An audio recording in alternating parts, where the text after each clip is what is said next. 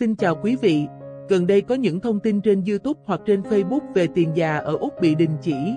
Nếu quý vị đi du lịch nước ngoài trên 35 ngày là hoàn toàn sai sự thật và gây hoang mang cho những người lớn tuổi, đặc biệt đối với những người không nắm rõ thông tin chính xác của Bộ An sinh xã hội, vì ngôn ngữ bất đồng, khiến quý vị lo lắng nếu có dự định đi về Việt Nam thăm thân nhân hay đi du lịch hơn 6 tuần.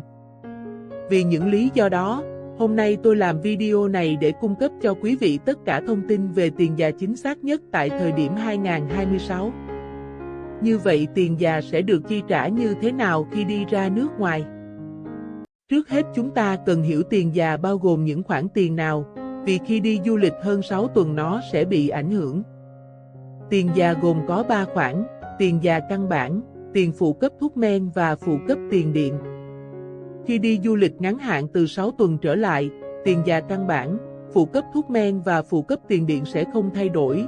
Tuy nhiên, khi quý vị đi trên 6 tuần và dưới 6 tháng, mặc dù tiền già căn bản sẽ không thay đổi, nhưng phụ cấp tiền điện sẽ bị cắt hoàn toàn, và tiền phụ cấp thuốc men sẽ bị giảm xuống mức tối thiểu. Nói một cách đơn giản hơn, khi đi du lịch trên 6 tuần và dưới 6 tháng, tiền già sẽ bị trừ khoảng $70 mỗi 2 tuần đối với người độc thân. Nếu là hai vợ chồng thì sẽ bị trừ khoảng $102. Nhưng nếu quý vị đi trên 6 tháng, ngoài phụ cấp tiền điện bị cắt hoàn toàn và phụ cấp tiền già bị giảm, thì tiền già căn bản sẽ được tính theo thời gian đã sống ở Úc tính từ 16 tuổi đến tuổi hưu trí mà chính phủ đã quy định. Nếu sống từ 35 năm trở lên hay 420 tháng, tiền già căn bản sẽ không thay đổi. Nếu dưới 35 năm thì tiền già căn bản sẽ được tính theo tỷ lệ với số năm quý vị đã sống ở Úc từ 16 tuổi đến tuổi hưu trí. Như vậy, nếu quý vị ở Úc dưới 20 năm thì sẽ không có lợi nếu đi du lịch trên 6 tháng, nhưng quý vị vẫn có thể thoải mái đi du lịch dưới 6 tháng mà không bị trừ quá nhiều.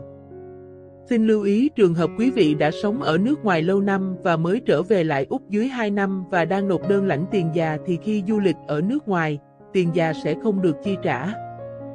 Quý vị cần sống ở Úc đủ 2 năm sau đó tiền già mới được chi trả khi đi du lịch ở nước ngoài. Tốt nhất là nên về lại Úc trước 65 tuổi, như vậy khi đến tuổi hưu trí và hồ sơ tiền già đã được chấp thuận thì quý vị có thể đi du lịch nước ngoài bất cứ lúc nào. Tuy nhiên, thời gian quý vị sống ở nước ngoài sẽ bị trừ lại, do đó quý vị cần liên lạc Centrelink để biết thời gian mình sống ở Úc là bao nhiêu năm. Centrelink sẽ lấy thông tin từ Bộ Di trú để cập nhật thông tin cho quý vị. Nói tóm lại, khi quý vị đến tuổi hưu trí, quý vị có quyền đi du lịch bao lâu là tùy vào quý vị.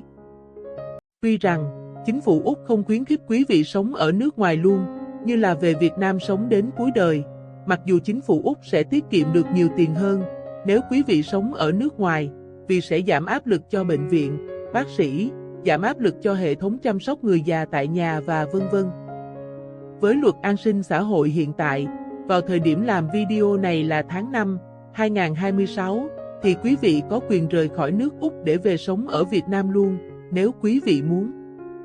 Như đã giải thích ở trên, tiền già căn bản sẽ không thay đổi nếu quý vị đi du lịch dưới 6 tháng, nhưng phụ cấp tiền điện sẽ bị cắt hoàn toàn và phụ cấp thuốc men sẽ bị giảm xuống mức tối thiểu. Nhưng nếu quý vị đi trên 6 tháng, hoặc về Việt Nam sống luôn thì tiền già căn bản sẽ được tính theo tỷ lệ số năm quý vị sống ở Úc.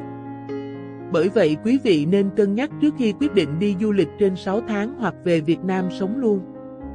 Tiền già căn bản và tiền phụ cấp sẽ được chi trả như bình thường một khi quý vị về lại Úc. Tiền già sẽ được điều chỉnh 2 lần mỗi năm, vào ngày 20 tháng 3 và ngày 20 tháng 9 hàng năm, tùy theo mức độ lạm phát ở Úc. Theo như kế hoạch ngân sách 2026 của chính phủ hôm 12 tây tháng 5, 2026, quý vị nào đang lãnh tiền già sẽ được đi du lịch 12 tuần thay vì 6 tuần như hiện nay, mà sẽ không bị mất tiền phụ cấp. Luật này sẽ được áp dụng từ ngày 20 tháng 9, 2026.